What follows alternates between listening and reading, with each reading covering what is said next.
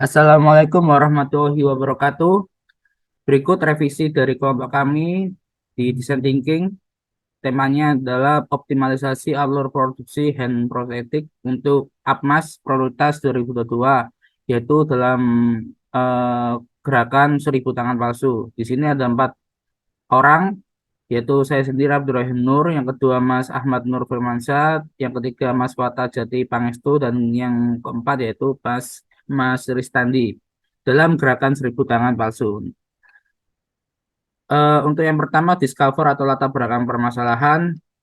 Jadi untuk awalannya adalah gerakan 1.000 tangan palsu ini adalah sebuah ikhtiar yang diprakarsai program pengabdian masyarakat prioritas ITS untuk bersama-sama membentuk ekosistem masyarakat yang ramah terhadap sahabat difabel di sekitar kita dengan melakukan langkah nyata sesuai kemampuan kita, sekaligus menggerakkan roda ekonomi masyarakat, khususnya generasi muda. Di sini ada 5 kolaborasi pentahelik. Yang pertama adalah pemerintah, yang kedua masyarakat, yang ketiga akademisi, yang keempat pelaku usaha, dan yang terakhir media. Selanjutnya untuk alur sementara lini produksi hingga distribusi atau penjualan. Jadi diawali dengan supplier part ya, yaitu penyediaan plastik dan metal. Yang kedua, PAK perakitan dan pengemasan ulang atau OEM. Yang ketiga, dilanjutkan oleh marketing distribusi dan penjualan. Dan ini 2 cabang. Yang pertama ke program pengabdian itu sendiri, yaitu gerakan 1.000 tangan palsu. Yang kedua adalah langsung ke end user atau rumah sakit. Dan ini yang kita temui dalam permasalahannya adalah yang pertama dari requirement-nya produksi yang cepat dan terdistribusi merata ke end user. Problemnya karena produksi menggunakan 3D printer penuh dalam seminggu operasi hanya dapat membuat satu prostetik. Yang kedua, resiko untuk produksi besar. Problemnya tidak fleksibel atau sistem stok dan ditakutkan oleh overproduce sehingga produk menimbun di gudang. Yang ketiga, harga prostetik yang mahal.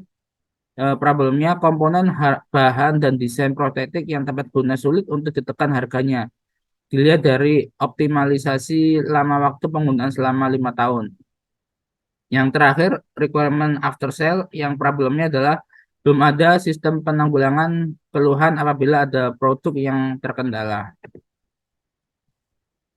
Selanjutnya untuk pada praktek design thinking ini kami akan berfokus pada dua poin. Yang pertama, produk prostetik itu sendiri dalam lingkup harga, kemudahan produksi, fungsionalitas, dan pemahaman produk. Yang kedua adalah alur produksi, yaitu percepatan produksi, distribusi, dan after sale. Berikut untuk define atau find insight, finding opportunities yang akan di-share teman-teman ke Mas Fatah. Silakan. Baik, selanjutnya untuk persona customer satu, ini adalah Bapak Kevin, pegawai swasta 32 tahun, bekerja di bidang logistik. Keseharian Mas Kevin adalah administrasi di pergudangan, tugasnya memonitoring barang masuk dan keluar. Setiap hari berada di bilik kantor di ujung gudang. Barang yang dikelolanya adalah pipa PVC dan fittingnya. Pak Kevin sangat disiplin dan teliti sehingga disukai atasan. Namun sejak kecelakaan menyebabkan mobilitas Kevin berkurang, menyebabkan menurunnya produktivitas. Personality dari Pak Kevin adalah disiplin, teliti, tegas, amanah, rajin, berdedikasi terhadap pekerjaan. Nah, interestnya adalah menyukai kerapihan, suka bersosialisasi, dan senang bertemu orang baru. Psikografiknya, kondisinya adalah good discipline, good management skill, dan good behavior. Gainnya adalah telah menemukan potensi prostetik yang mempunyai harga yang bersahabat. Pain-nya adalah kejelasan akan pengenalan produk yang kurang seperti user manual, informasi dasar produk, after sales, information, service, gitu-gitu. Nah, untuk main goal-nya adalah berharap prostetik murah dapat terrealisasikan dan dijual bebas di pasaran. Nah, persona dokter satu yaitu Dokter Budi di Rumah Sakit Sumber Gelagah Pacet. Keseharian Dokter Budi sebagai pegawai di RS Sumber Gelagah Mojokerto. Dokter Budi merupakan dokter yang berhubungan langsung dengan pasien yang mengalami kecacatan fisik, terutama akibat dari aktivitas, bukan dari bawaan lahir. Nah, permintaan akan hand prosthetic ini kian meningkat, tetapi pemenuhannya belum stabil. Jadi kebanyakan dipenuhi oleh barang impor. Nah, personalitinya disiplin, teliti, rapi, menyukai hal baru, telaten, berdedikasi terhadap pekerjaan. Interestnya dalam menyukai kerapian, suka hal baru, dan kenyamanan. Psikografinya adalah good discipline, good management skill, and good behavior. Gainnya adalah pasien BPJS bisa mendapatkan tahan prostetik yang lebih ramah. Painnya adalah bahan dan material prostetik yang harus qualified dan tahan lama selama pemakaian. Main goal-nya adalah tangan prostetik yang murah namun tepat guna sesuai dengan kebutuhan pasien. Customer journey 1 ini inisial HM, umur 35 tahun, wirausaha kedai kopi. Karakternya mudah berkomunikasi dan akrab dengan orang baru, penampilan sederhana. Nah, prosesnya pada saat aware nih, mengenal hand prosthetic, awalnya dari puskesmas dan Bapak Kepala Desa tentang adanya agenda hand prosthetic. Mengira kalau teknologi itu mahal. Namun setelah mengikuti agenda mengenai hand prosthetic, beliau bisa menggunakan BPJS dan ada after sale service-nya. Nah, setelah digunakan, eh, cukup bingung karena beberapa pertanyaannya itu bisa terjawab pada saat seminar dan evaluasi. Tapi sehingga beliau bingung penggunaan saat belum ada problem. Setelah menggunakan, setelah diperbaiki dan merasakan kepuasan karena langsung diperbaiki secara workshop dan seminar, saran beliau kontak servis yang harus memudahkan saat komplain dan tersedianya spare parts seperti mounting dan baut serta spare part yang lain pada aksesoris hand prosthetic ini. Proses channelnya adalah pertama face to face, event, emergency call, dan feedback workflow. Problemnya adalah pengenalan yang perlu diperjelas dan informasi biaya hingga spare part pada saat awareness. Nah, pada saat join kemudian informasinya itu sudah sangat lengkap dan dalam event tersebut. Kemudian setelah itu perlu informasi lengkap untuk kejadian di luar dugaan. Nah, after sales-nya adalah informasi feedback setelah menggunakan alat tersebut. User goal-nya adalah yang paling utama itu informasi yang lengkap. Nah, pada saat di service, follow up yang cepat ya. Kita Pak AM berharap follow up yang cepat berupa customer service dan kebutuhan spare part alat tersebut. Experience-nya naik turun ya, mulai dari mendapatkan informasi, join, kemudian mulai membuat dan akhirnya bisa beradaptasi dengan tangan yang baru.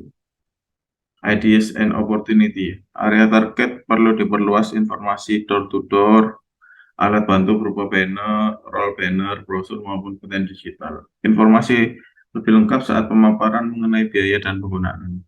Kemudian kita buatkan nih group discussion untuk konsultasi, jadi per kecamatan atau per kelurahan itu supaya lebih nyaman. Kemudian dicarikan informasi spare part maupun alternatif spare part yang mudah dicari. Jadi kita tidak menggunakan benda-benda yang eksklusif, tapi kita bisa menggunakan spare part yang ada di pasaran secara bebas.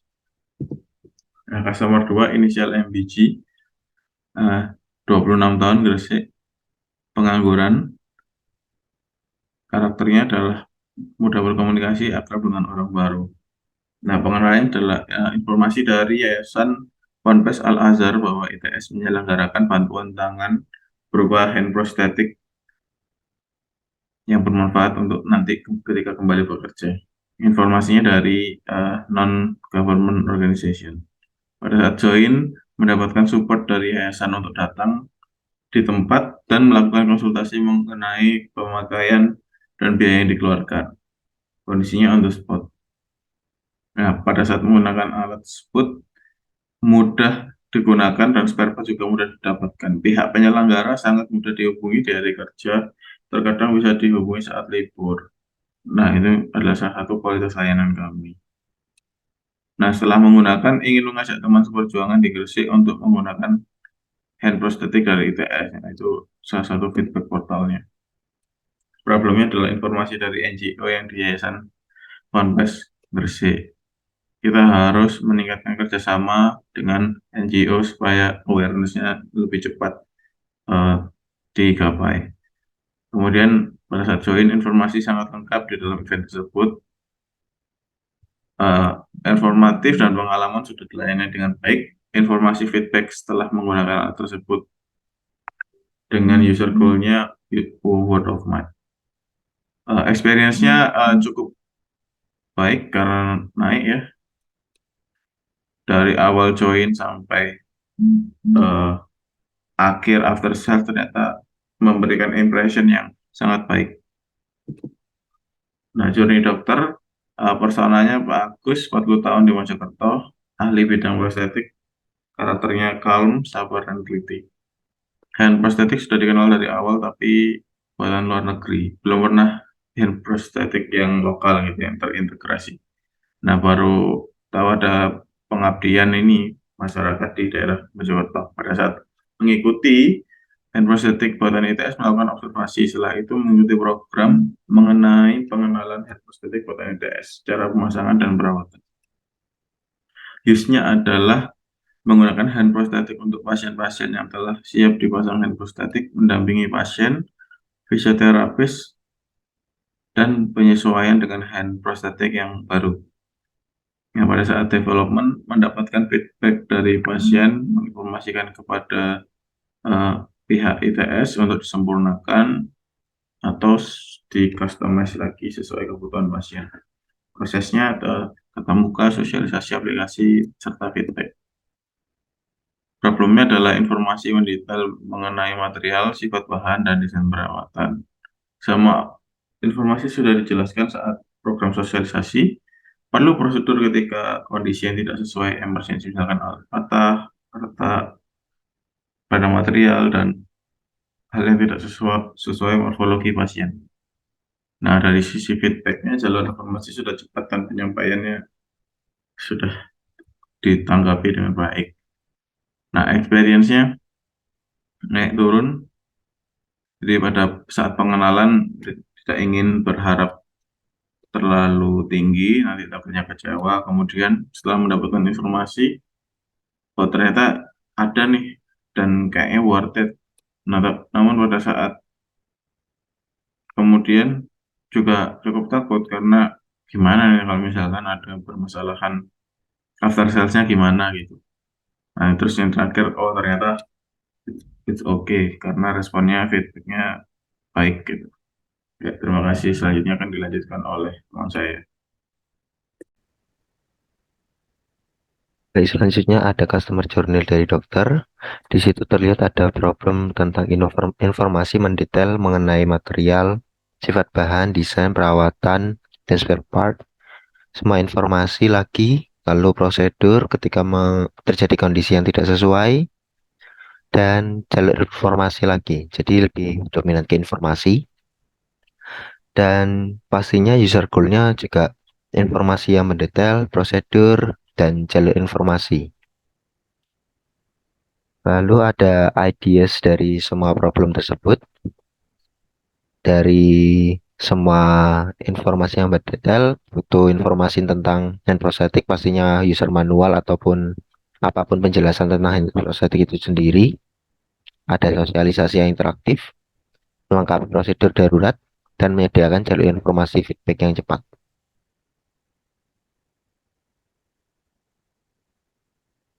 Dari semua uh,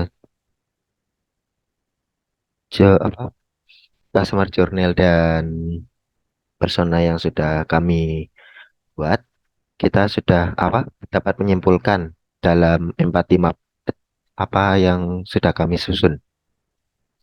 Di sini yang kita empati ada pasien yang membutuhkan prostetik murah, dokter yang membutuhkan prostetik, pasar prostetik, perakit, brand yang ingin memproduksi hingga after sale yang rapi, distributor yang butuh stok. Yang mereka dengar, desainer dari UMBRAM mendengarkan kendala keluhan prostetik dari pasien, harga produksi yang mahal, belum ada prostetik mekanik yang fungsional asli dari Indonesia, BPJS tidak mampu menutup harga prostetik.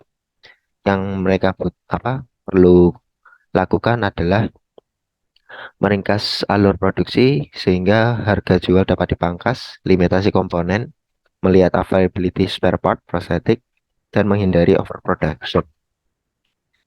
Yang mereka lihat, prostetik tepat guna sangat hampir tidak memungkinkan untuk harga kisaran 2,5 juta. Karena selain melihat dari fungsinya, juga melihat dari bahan dan material yang digunakan. Ketahanan prostetik paling tidak dapat digunakan selama 5 tahun. Yang mereka rasakan dan mereka pikirkan, ketika alur produksi bisa sangat singkat, diharapkan dapat terdistribusi secara merata ke rumah sakit yang menerima pasien tunaraksa.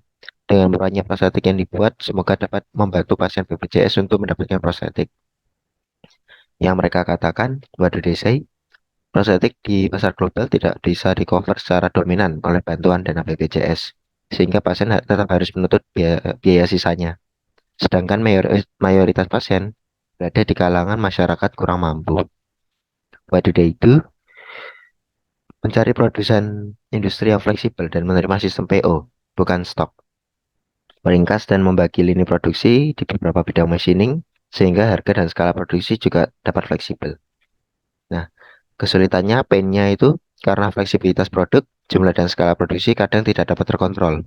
Karena emang beberapa orang langsung produksi berbarengan. Tantangan positif murah namun tepat guna. Nah ini. Lalu untuk gainnya, prostetik murah bisa direalisasikan. Pasien BPJS yang membutuhkan prostetik dapat terbantu. Rumah sakit maupun dokter tidak perlu melakukan impor untuk prostetik fungsional. Nah, lalu kita juga meringkas dalam value proposition canvas. Di sini targetnya pasien BPJS dari customer job-nya sendiri, yaitu pemesan prostetik lewat BPJS pasti. Soalnya kita mengejarnya prostetik yang low cost, yang murah. Produk yang kita jual, mass production prostetik. Nah, dari kreatornya, gainnya ada stok selalu ready, desain selalu sesuai kebutuhan pasar, proses PO cepat. Tapi pen relievernya di sini ada industri mass production yang fleksibel, customer service dan media informasi produk dan periklanan. Dari customer, gainnya ada spare part mudah ditemui, low cost covered BPJS jadi murah, availability prostetik tepat guna, dan fitting pas. Lalu untuk dari customer pain-nya, after sale lambat atau tidak ada, penyaluran produk tidak merata, penjelasan produk tidak jelas, dan overproduction.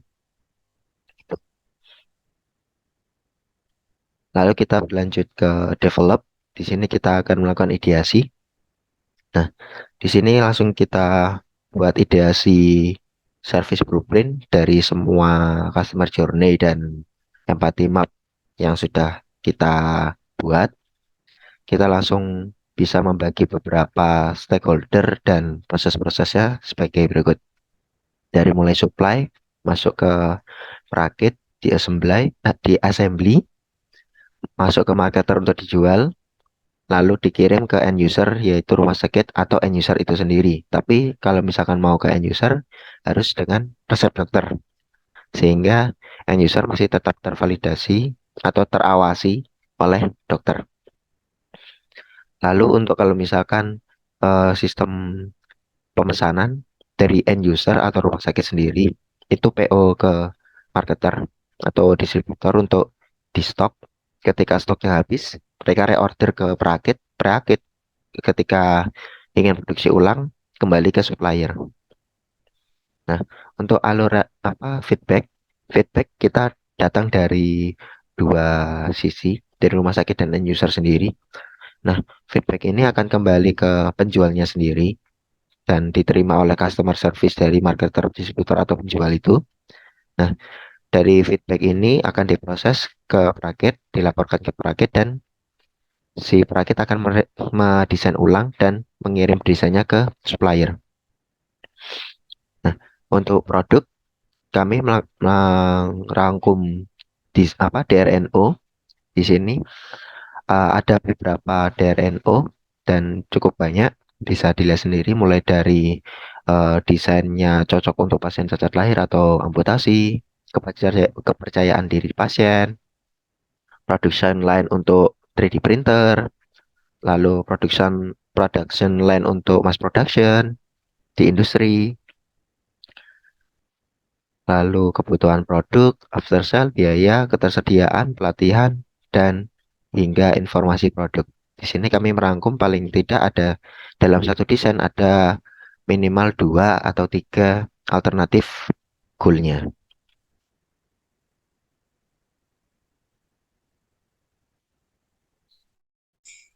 Baik, saya akan melanjutkan presentasi berikutnya mengenai design requirement and objective product. Untuk yang ke-10, informasi produk, requirement-nya pemahaman user. Objektifnya kejelasan penggunaan dan penyimpanan produk. Goals-nya ada 3. Yang pertama adalah user manual. Alternatifnya membuat penjelasan rinci tentang produk yang berisi tentang perawatan dan cara penggunaan. Goals yang kedua adalah product knowledge ke dokter, terapis, dan user. Alternatifnya memberi pemahaman mendalam tentang produk kepada semua pengguna produk. Goals yang ketiga adalah video tutorial. Alternatifnya berisi video yang menjelaskan semua hal tentang produk. Tahap yang terakhir adalah deliver. Di dalam tahap ini ada testing dan prototyping. Skenario usability test. Skenario test dilakukan lewat blueprint alur pemesanan, dan jika terdapat keluhan akan produk beserta alur retur barang. Point of view yang digunakan adalah pasien yang ingin memesan prostetik lewat BPJS. Penjelasannya yang pertama adalah pasien melakukan proses pembelian. Langkahnya adalah dokter memberikan resep atau pasien menyerahkan resep. Kemudian yang kedua, distributor menerima resep. Yang ketiga, distributor memberikan prostetik. Durasinya 1 hari, tergantung lama resep diserahkan. Yang kedua adalah validasi dokter. Yang pertama, langkahnya prostetik dipasangkan soket. Yang kedua, pencocokan fitting oleh dokter. Durasinya 3 hari, tergantung lama pembuatan soket dari rumah sakit atau terapis. Yang ketiga, keluhan. Langkahnya prostetik yang terkendala dilaporkan, kemudian barang diterima distributor, barang diinspeksi dan dicatat oleh OEM brand. Durasinya 2 hari, tergantung lama barang retur dikembalikan ke distributor. Skenario keempat, penanggulangan keluhan. Langkahnya adalah prostetik terkendala divalidasi, kemudian pengajuan order supply. Yang ketiga, perakitan. Kemudian yang keempat, melakukan proses quality control. Durasinya 3 hari, sesuai lama waktu produksi prostetik. Kemudian skenario kelima, pengiriman stok prostetik. Langkahnya distribusi stok ke distributor. Kemudian yang kedua, distribusi prostetik ke end user, rumah sakit ataupun pasien. Durasi tergantung lama kurir ekspedisi. Nah, hand prostetik versi kelima. Lini produksi prostetik akan dibagi menjadi beberapa bidang machining. Di antaranya metal laser cutting. Itu 2 hari, 1 hari cutting, 1 hari finishing untuk 10 bandel. Yang kedua 3D print, 2 hari print untuk 5 bandel. Kemudian PCB THT, 1 hari cetak untuk 10 keping. Kemudian 1 orang assembly, 1 hari untuk merakit 5 produk dan kalibrasi. Dapat diambil kesimpulan 5 unit prostetik dapat diproduksi dalam waktu 3 hari. Dibanding produksi full 3D print yang membutuhkan 1 minggu untuk 1 unit prostetik. Feedback. Di feedback ini ada 4 hal yang ingin kami sampaikan. Yang pertama adalah dari sisi likes-nya, harganya murah dan bisa fungsional. Kemudian yang kedua, jumlah PO bisa fleksibel, jadi tidak ada minimal order. Kemudian tidak perlu beli impor untuk prostetik yang fungsional. Untuk kritiknya, bentuknya masih seperti tangan robot, kemudian fungsi cuma untuk satu bentuk genggaman. Pertanyaan, kalau prostetik custom apakah bisa? Kemudian yang kedua, apakah tidak diiklankan untuk pemasaran? Kemudian idenya adalah bagaimana kalau diberi sarung kulit agar prostetik lebih natural dan lebih estetik.